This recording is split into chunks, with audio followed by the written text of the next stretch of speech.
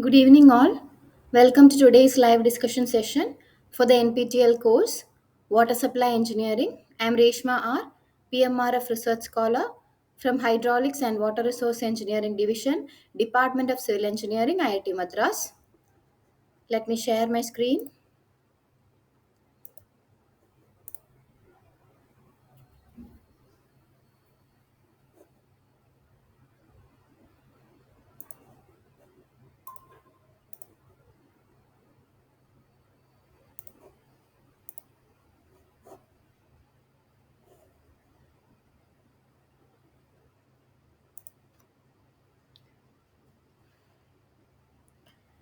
I hope it is visible to you.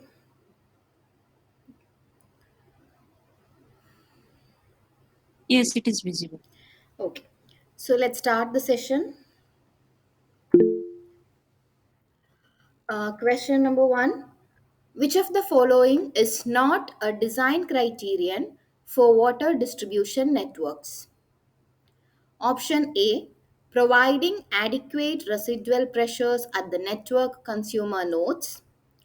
Option B, ensuring reasonable supply during even network failure situations. Option C, minimizing the pipe roughness coefficients through design principles. Option D, optimizing the cost of network operations. So, which among these are not considered as a design criterion of water distribution network? You can type in your answers in the chat box.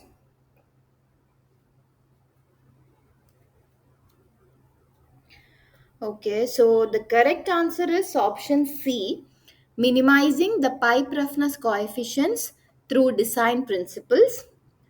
So, the design of water distribution networks actually consists of two parts, hydraulic part and the engineering part. So, the major hydraulic and engineering design criteria, that is hydraulic and non hydraulic design criteria, includes first one is the adequate flow, that is the required flow or discharge through the pipelines to the consumer end. Then the residual pressure that is required at the consumer nodes, as well as the velocity in the network. Second criteria is the reasonable supply during irregular situations. Irregular situations in the sense it can be a power failure or a pump failure. It can be a repair work due to a pipe burst. It can be an extra requirement of water due to emergency situations such as fire events, some system maintenance works, rehabilitation or reconstruction work. So, during all these irregular or unexpected situations, the system should be able to ensure a reasonable supply to all the consumers. That is the second criterion that is coming under the hydraulic and engineering design criteria. The third one is to minimize the operational cost under regular supply conditions. The regular operational cost in the sense pumping cost and the cost like maintaining the adequate pressure etc. is to be minimized. So the another criteria is the selection of durable materials and other appurtenances. Whichever appurtenances or material we are using within the pipe network, they should be durable for a appreciable period of time. That is, it should not require frequent maintenance or replacements. Then, setting a network of valves whereby parts of the network can be quickly isolated, so that even if some repair work happen to occur in any of the subsections, we should be able to ensure uninterrupted supply to other sections. So we should impose different valves at different points so as to manage the subsections. Also, the providing easy access to vital parts of the system for easy maintenance and repair works. Also for periodic checks and inspections. So all these come under the hydraulic and non-hydraulic design criteria of water distribution system. However, the pipe roughness coefficient, which comes under option C, that depends upon the pipe material, flow characteristics, and cannot be controlled using the hydraulic or non-hydraulic principles. For example, newer pipes will have lower pipe roughness coefficient, and as the pipe gets older, the roughness coefficient increases. Okay. So, question number two, an advanced approach for the design and maintenance of water distribution networks is option A, zoning and sectorization of large water distribution networks, option B, shifting from intermittent to continuous water supply. Option C, utilizing software based network design and analysis methods. Option D, all of the above. So, which among these is an advanced approach for the design and maintenance of water distribution network?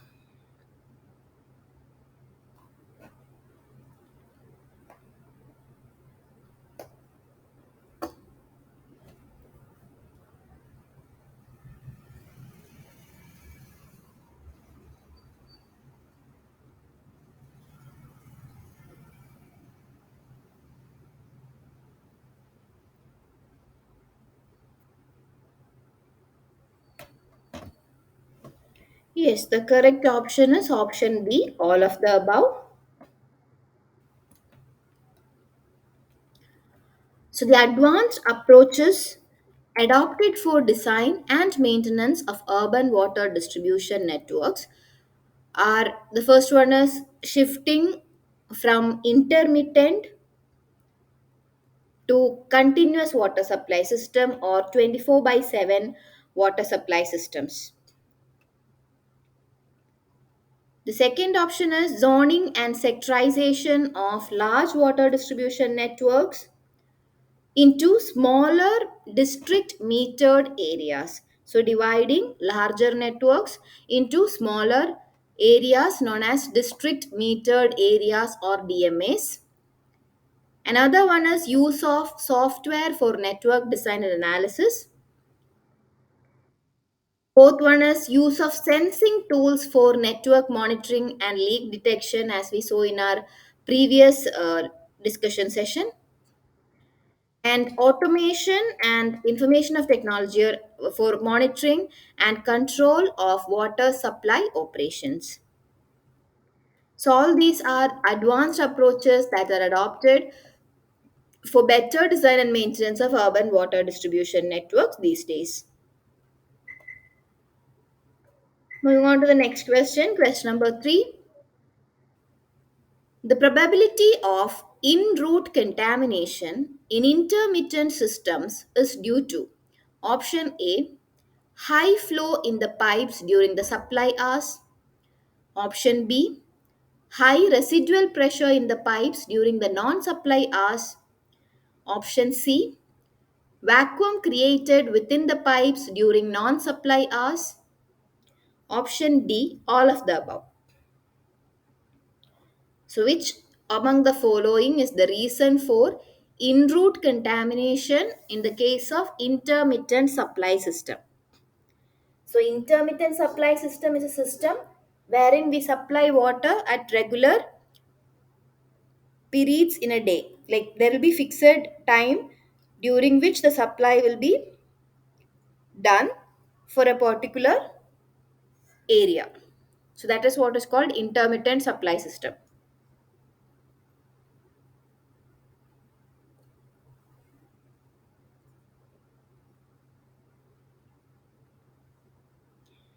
Yes, the correct answer is option C. The vacuum created within the pipes during non-supply hours. That is the reason for in-road contamination in the case of an intermittent water supply system. During intermittent service, when pumping stops and the pressure in the pipes drops, creating a vacuum in the pipes. So when we stop the pumping, obviously the pressure in the pipe will drop, thereby a vacuum will be created, and this will lead to sucking in of surrounding groundwater. So this groundwater may have wastewater from home, drain, or other contaminants within it, which will be sucked along into the pipe due to the particular vacuum created. So if the pipes are continuous filled with water, as in the case of a continuous supply system, there is less chance of this vacuum development, and hence there is less chance of such contamination. So coming to the water quality aspect in the 24 by 7 water supply system and intermittent water supply system, we can see that in the case of intermittent water supply system, at times when there is no supply, the pipeline can be half filled or half empty, creating a vacuum in the upper portion, leading to entry of contaminant or groundwater or polluted water from outside into the pipe network. But in the case of 24 by 7 water supply system or continuous supply system, that particular entry is not possible. So, it helps keep water clean and safe for consumers when compared to intermittent water supply system. Question number 4. Pressure managed area PMA refers to option A, a hydraulically discrete area within a distribution network provided with a pressure control device. Option B, a hydraulically discrete area provided with emergency storage tanks. Option C, both A and B. Option D, a hydraulically discrete area with less than 5,000 consumers in dense urban regions. So, which among these define pressure managed area or PMA?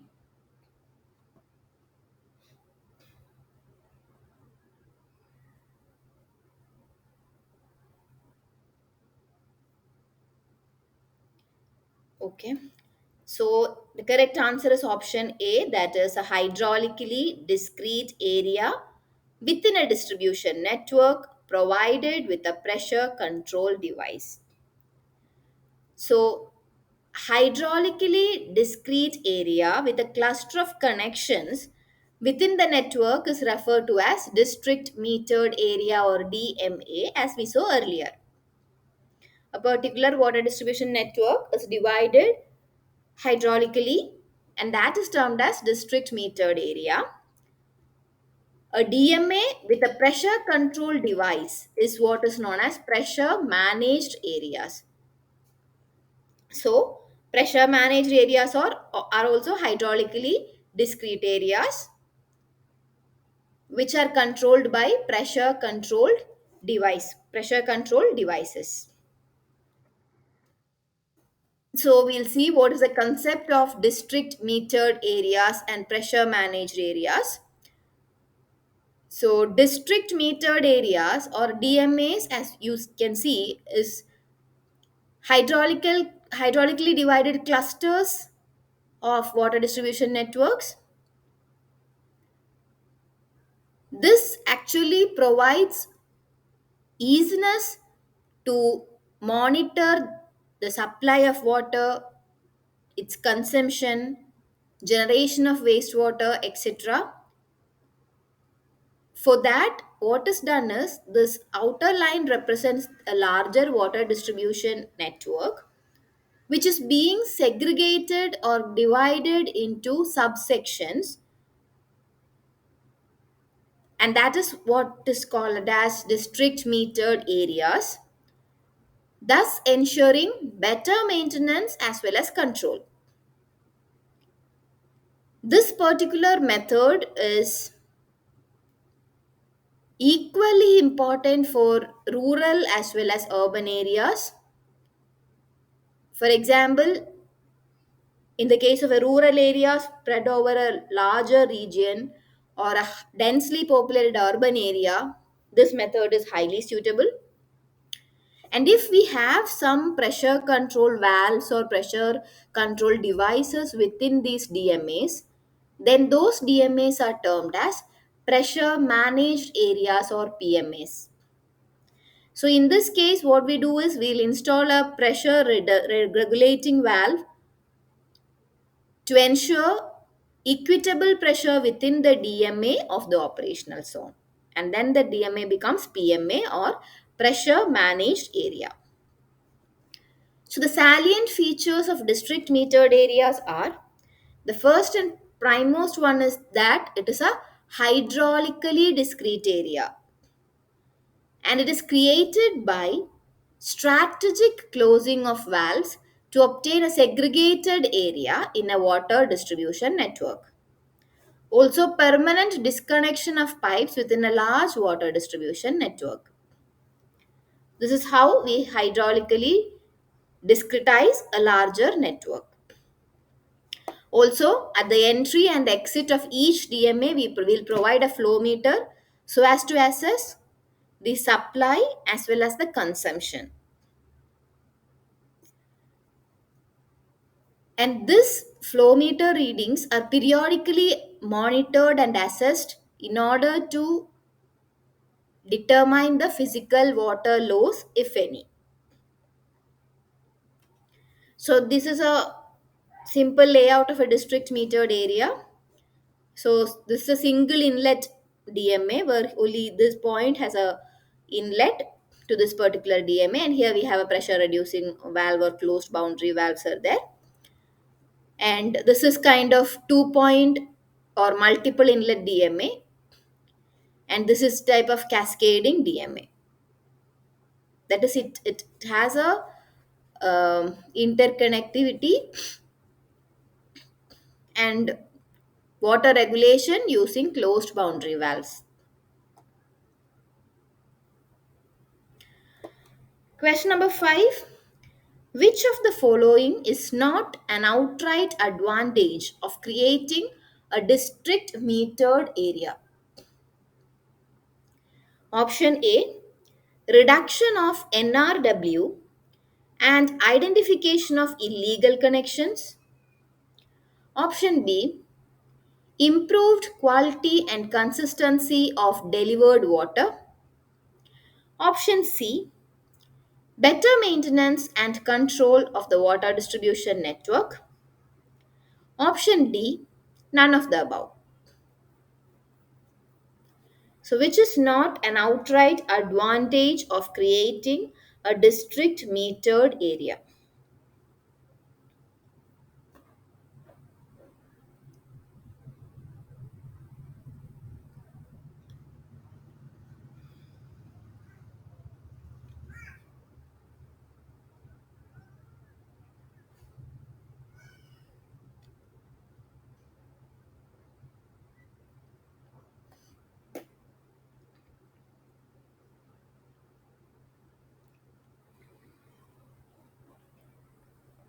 Okay, so the correct answer is option B, none of the above. The all the listed factors are an outright advantage of creating a DMA. So the creation of DMAs actually ensure or improve the water supply qualitatively as well as quantitatively. It ensures improved and consistent water supply to users, reducing the non revenue water of water networks through continual monitoring. Illegal connections as well as leakages can be easily identified in a district metered area. and flow information of each DMA is periodically monitored so as to assess any physical loss accurately. Question number 6. Identify the correct statement concerning DMAs. Option A.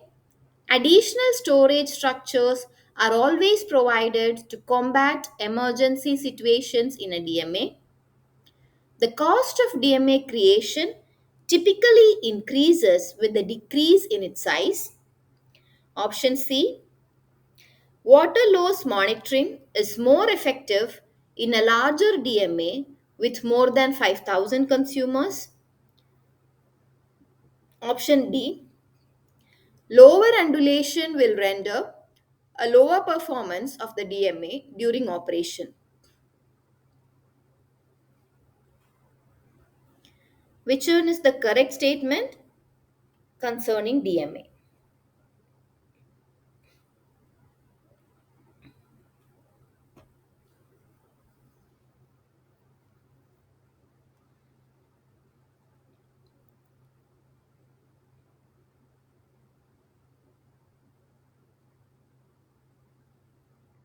Okay, the correct statement is statement uh, option B, that is the statement the cost of DMA creation typically increases with decrease in its size.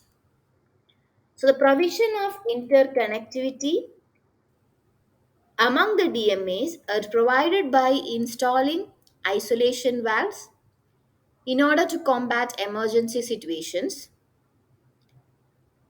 Smaller DMAs are more cost intensive. Water loss monitoring becomes less effective in.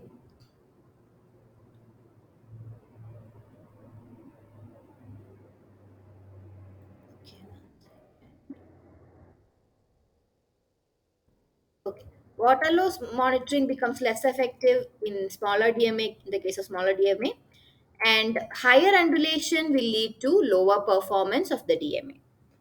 So the correct statement is second statement, that is the cost of the DMA creation is inversely proportional to its size, that is it typically increases with the decrease in its size. So the factors that are to be considered for a DMA creation are: first one is the size. So typically it is restricted between 1000 to 3000 consumers. That is, if we go for larger uh, DMAs, the problem is that it will not render leakage monitoring effective. And in the case of smaller DMAs, the problem is it will be cost intensive. So a DMA is said to be small if the number of consumers are less than 1000. It is called as a medium DMA if we have 1000 to 3000 consumers, and it is known as a large DMA if we have between 3000 to 5000 consumers. Another factor to be considered is the topography of the region, that is, topographical features like river, lake, terrain variation, road network. All these are to be connected for DMA isolation. So, we need to check on all these parameters. Third factor is the interconnectivity or isolation, that is, provision for interconnectivity between DMAs is to be provided, as we saw in the layout, using boundary regulating valves or isolation valves so as to use it for emergency situations. Then another thing that is to be considered while DMA creation is the cost of setting up. Number of isolation and metering equipment will determine the overall cost of the DMA process. Next comes the slopes and elevation. That is, if there is higher undulation, performance of the DMA will be lower. Question number 7. Match the components of a water distribution network with their input parameters in a standard hydraulic simulator. Option A 1A, 2B, 3C. Option B 1B, 2C, 3A. Option C 1C, 2B, 3A. Option D 1B, 2A, 3C. So first we have, in the first column we have junction, pipe and tank. Junctions are otherwise known as nodes, pipes can be called as links. And in the second column we have volume, consumer demand, roughness coefficient. So which all are the input parameters for these junction, pipe and tank? Connect it accordingly.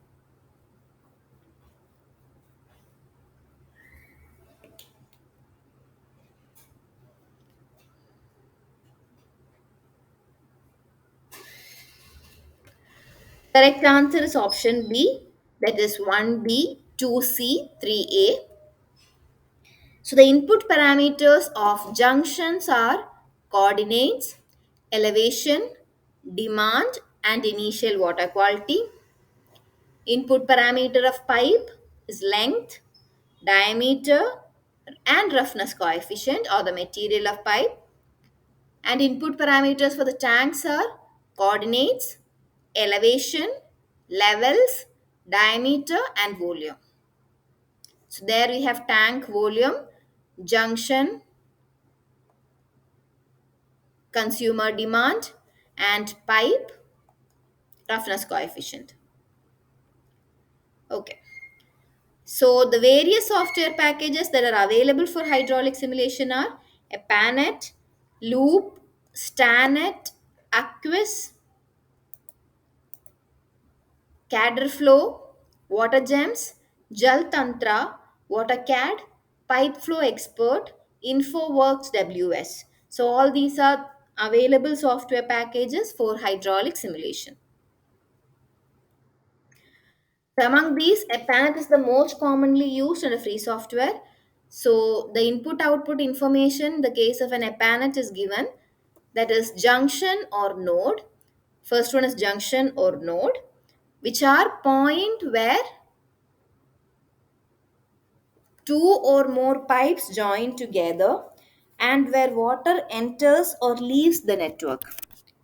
So these points are called nodes or junctions, where two or more pipes join together, or and at that point either water enters or water leaves. So the input should be the coordinate, consumer demand, elevation and initial quality, and the output will be the hydraulic head at the nodes, pressure at nodes and water quality. Now second one is the pipes and links. Pipes or links, they are links or connections that convey water from one point to another. One assumption that a planet considers is that pipes flow full at all times. So the input parameters are the length and diameter of the pipe and the material of the pipe or roughness coefficient. And the output we get will be the flow through the pipe, its velocity and the head loss. In the case of tank, which are storage components, the input parameters are coordinates, elevation, levels, diameter and volume. And output parameters are inflow and water quality. In the case of pump, they helps us to raise the water from a particular level to a higher level, thereby raising its hydraulic head. So pump can be represented as a constant energy device with inputs start node, end node, pump curve and initial curve, and we'll get the output as flow gain and head gain. In the case of valves, which are links that limit the pressure or flow, that is which controls the pressure or flow at a particular point. The input should be the start node and end node, the diameter of the valve, setting of the valve, and the status. And the output will be flow rate and head loss. Then there are certain non-physical components that are used to describe behavior and operational aspects. For example, curves, pump curve,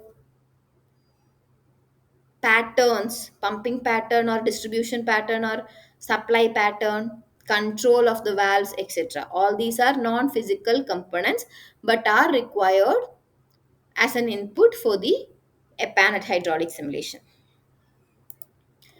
So coming to question number 8, which of the following may be obtained as an output parameter while designing a water distribution network model using a standard hydraulic simulator? Option A, flow and velocity in pipe sections. Option B, hydraulic head and pressure at network nodes. Option C, flow gain and head gain in pumps. Option D, all of the above. So, which of the following is obtained as an output parameter?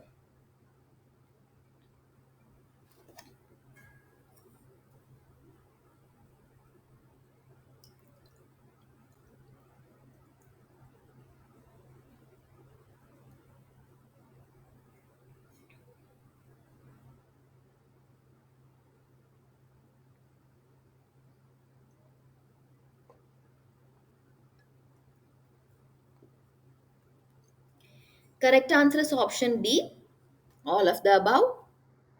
So, the output parameters obtained in the case of network node or junctions are, as we saw in the previous slide, it is hydraulic head, pressure, and water quality. In the pipes, it is flow, velocity, and head loss. At pumps, flow gain and head gain. So as we saw in the like for all the different components, we saw what is the input and output, right? Okay. So coming to question number 9, identify the false statement regarding water quality simulations in the EPANET software package.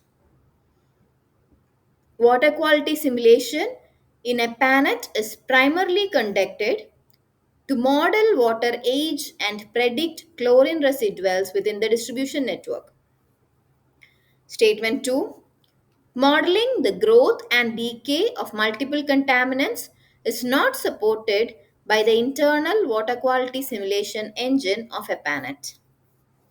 Statement 3, there is absolutely no procedure available to model the growth or decay of interactive contaminants using EPANET. Option A, statement 1 is false. Option B, statement 2 is false. Option C, statement 3 is false. Option D, none of the statements are false. So identify the false statement with regard to EPANET.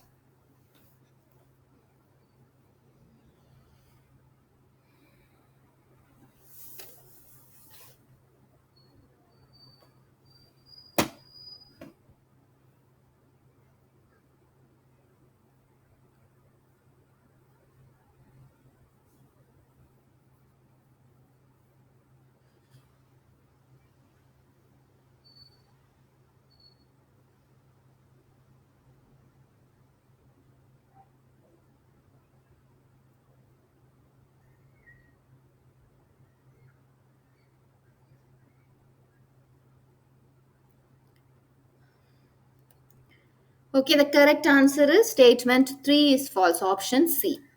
So the water quality simulation in EPANET is actually conducted to model the water age and to predict the chlorine residual within the distribution network. So statement 1 is true.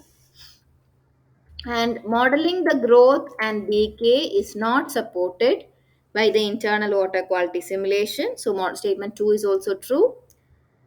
However, an extension package that is a parent X, oh, sorry, a parent MX, MSX It allows modeling of interactions between constituents. So, coming to the apparent water quality simulation features, the water quality analysis is primarily done so that we can model the water age and we can predict the flow of non reactive as well as reactive materials.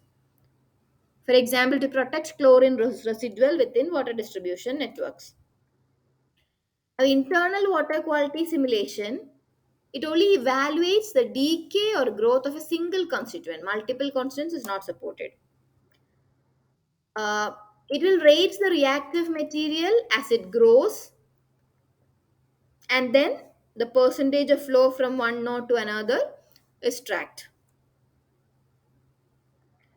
So the EPANET MSX, the external extension, that is, we can add this particular component as an extension to the EPANET, and then we can model multiple reactive materials or non-reactive materials or their interaction within EPANET, but using this extension of MSX.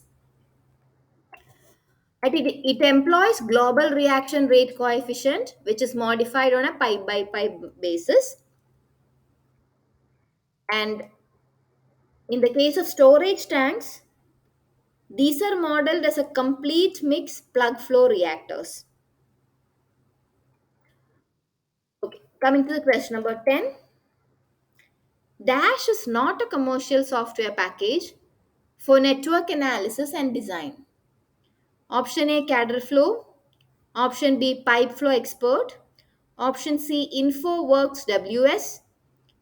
Option D, loop. So, which is a free software or which is not a commercial software? Commercial software means you have to pay if you want to use that.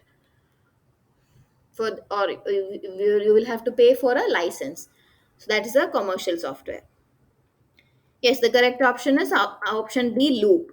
So cadre flow, InfoWorks, WS, pipe flow expert, these all are commercial software packages, whereas epanet, loop, hydraulic calculator, jaltantra, all these are freely available network analysis softwares. Okay.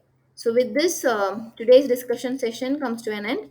Only 10 questions were there in the previous assignment. So with this, we complete the today's discussion session. If any doubts are there, please unmute yourself and you can ask. We can discuss. Would you please repeat question number 4? Question number 4, yes. So question number 4 was the definition or definition of pressure managed areas. So we had four options. That is, first option was hydraulically discrete area within a distribution network provided with a pressure control device. Option B is a hydraulically discrete area provided with emergency storage tank. Option C is both A and B, that is a hydraulically discrete area with a pressure control device and an emergency storage tank.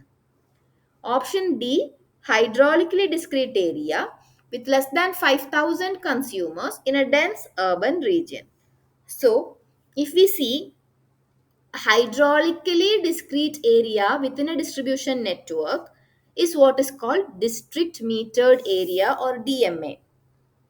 When we provide pressure control device in a DMA, that becomes PMA or pressure managed area, where we can control or regulate the pressure through the distribution network.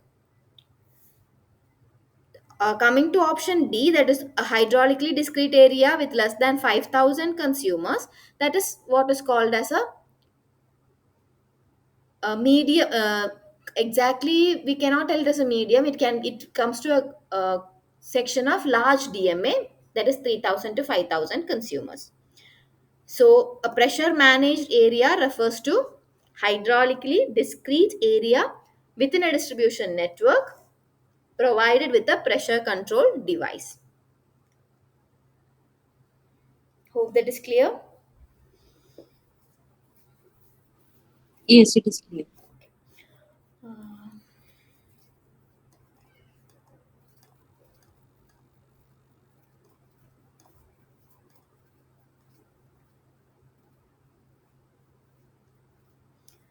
So, any other doubts?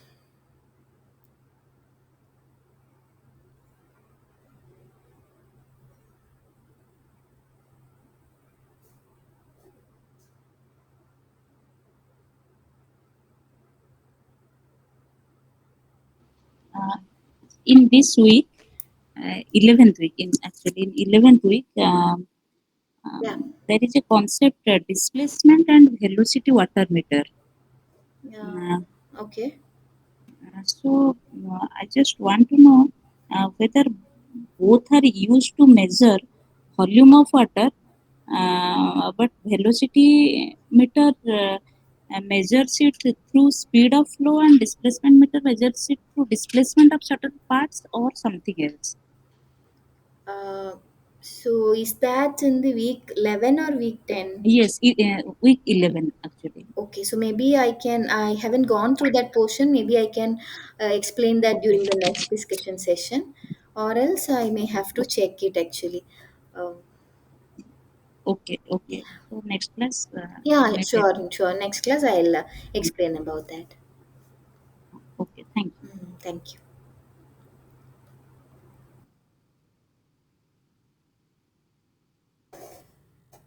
Okay, so I shall stop sharing the screen.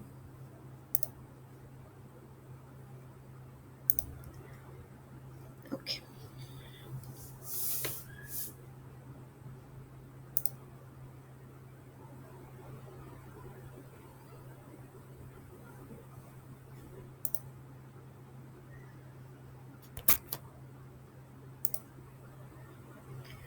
Thank you all.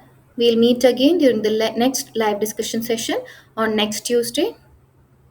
Thank you.